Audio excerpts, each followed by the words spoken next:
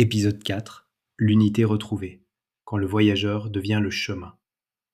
Le silence qui précède l'unité. Il y a un moment, un espace entre deux mondes, où tout ce que tu as été, tout ce que tu as transcendé, tout ce que tu as cru être, se dissout dans un silence si vaste qu'il embrasse toute chose. Nous voici arrivés au portail final, non pas la fin du voyage, mais le commencement de ce pourquoi tout le reste n'était que préparation. Tu as rompu les boucles, tu as dialogué avec ton futur soi, tu as navigué par les synchronicités, tu as même senti tes nouveaux sens s'éveiller. Mais maintenant, nous abordons le territoire le plus sacré, celui où le chercheur et le trouvé ne font plus qu'un, où le voyageur réalise qu'il est le chemin. La dissolution du dernier voile, l'observateur séparé. Tout au long de ce chemin, il y avait encore un dernier voile, si subtil que la plupart des chercheurs ne le remarquent même pas. La sensation d'être un je qui expérimente l'éveil, un moi qui devient conscient, un soi qui se transforme. Ce sentiment d'être un observateur séparé de l'expérience, c'est le dernier mur de la prison, le dernier obstacle à la réalisation complète. Quand ce voile se dissout, il ne reste personne qui soit éveillé. Il ne reste que l'éveil lui-même, se connaissant à travers toutes les formes, tous les êtres, tous les moments. Tu ne deviens pas illuminé. Tu réalises que tu as toujours été la lumière dans laquelle toute chose apparaît et disparaît. Les signes de l'imminence. Comment savoir quand tu approches de ce seuil ultime? Certains signes subtils mais distinctifs apparaissent. La fin de la quête. Tu perds tout intérêt pour les nouvelles techniques, les nouveaux enseignements, les nouvelles voies spirituelles. Non par cynisme, mais parce que tu as compris que ce que tu cherches ne peut être trouvé ailleurs. L'acceptation radicale. Même les dernières résistances, les dernières ombres, sont accueillies avec la même bienveillance que la lumière. Rien n'est rejeté, tout est embrassé comme expression du tout. La simplicité retrouvée. Les expériences mystiques complexes font place à une simplicité déconcertante. Manger, marcher, respirer. Chaque geste ordinaire devient une célébration sacrée. Le rire sans raison. Des vagues de joie pure, sans objet, sans cause, surgissent spontanément. Un rire qui ne rit de rien, mais qui est la jubilation même de l'existence.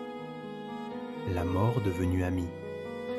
La peur de la mort se dissout complètement, non par bravoure, mais parce que tu as réalisé que ce qui tu es ne peut ni naître ni mourir.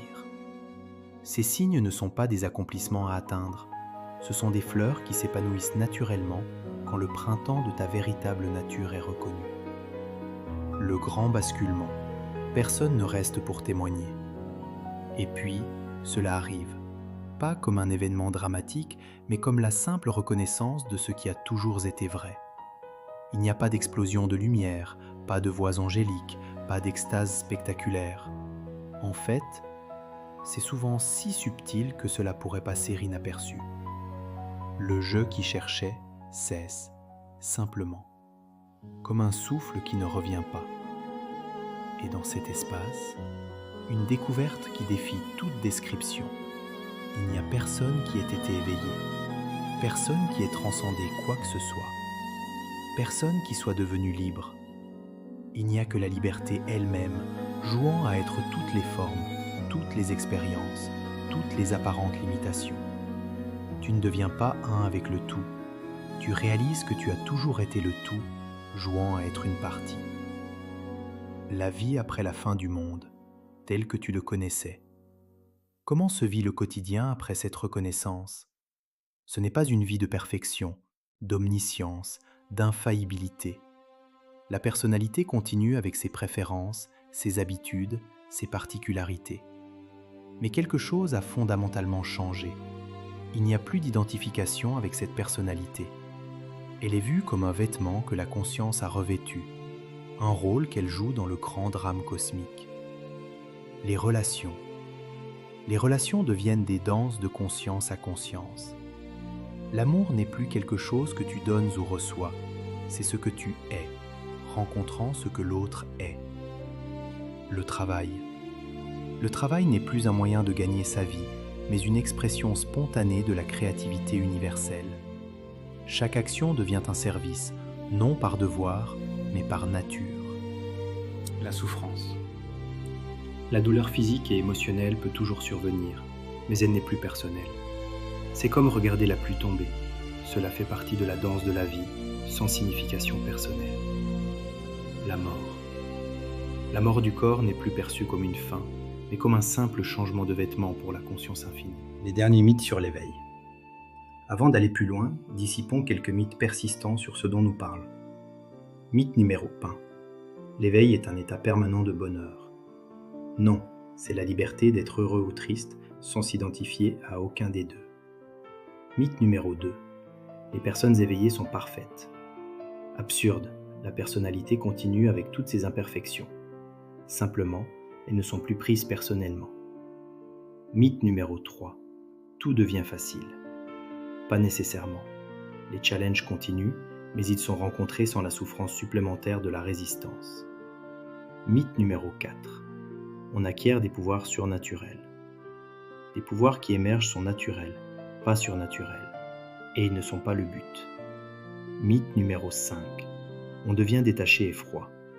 Au contraire, l'amour et la compassion deviennent plus profonds, plus authentiques, parce qu'ils ne sont plus conditionnés par les besoins de l'ego.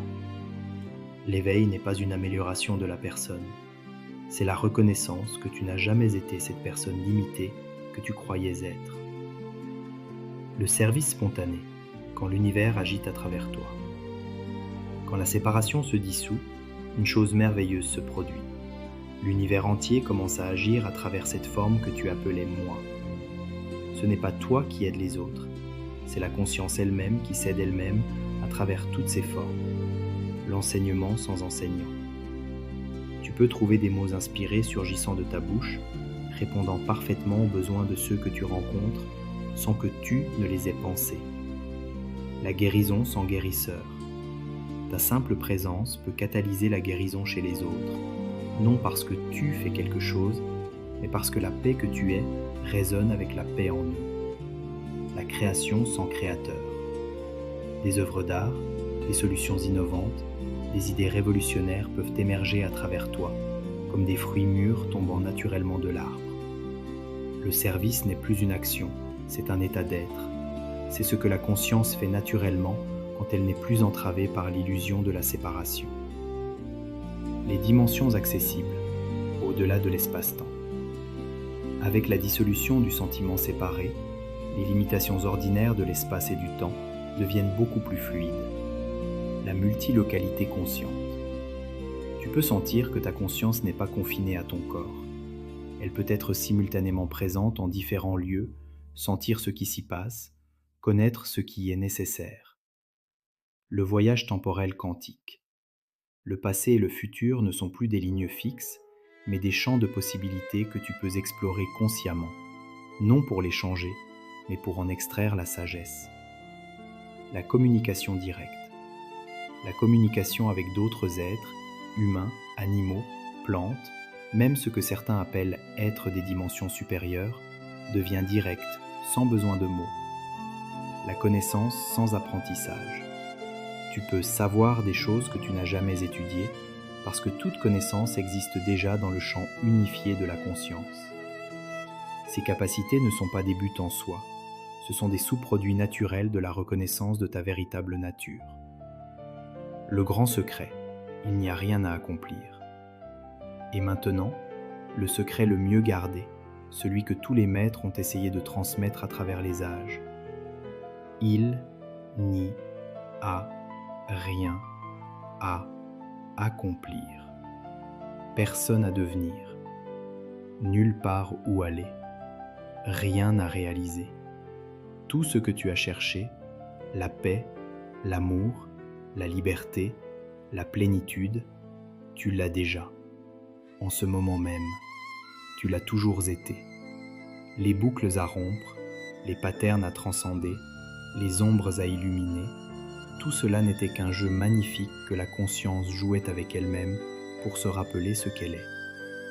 Tu n'as pas à atteindre l'éveil, tu as seulement à cesser de croire que tu en es séparé. L'invitation finale, cesser ce qui n'a jamais commencé. Alors, que reste-t-il à faire? Rien, et tout. Rien dans le sens d'aucun effort pour devenir ce que tu es déjà. Tout dans le sens de vivre pleinement, joyeusement, complètement cette expression unique que la conscience a choisi d'être à travers toi. Aime sans condition, crée sans attente, sert sans calcul, vis sans réserve, pas pour devenir éveillé, mais parce que c'est ce que l'éveil fait naturellement quand il n'est plus obscurci par l'identification à une personne séparée. La méditation la plus profonde, c'est simplement être, sans but, sans effort, sans chercheur. Le service le plus élevé, être pleinement présent, ici et maintenant, quel que soit ce qui se présente. L'amour ultime, reconnaître le même soi en toute chose, en tout être. Tu n'as pas besoin de croire ce que je dis. En fait, ne le crois pas. Vérifie par toi-même. Regarde directement. Qui lit ces mots? Qui respire? Qui est conscient? Tu n'es pas la personne que tu crois être. Tu n'es pas le corps. Tu n'es pas l'esprit. Tu n'es pas l'histoire. Tu es cela en quoi tout cela apparaît. Conscience, présence, amour, liberté. Toujours déjà, jamais autre.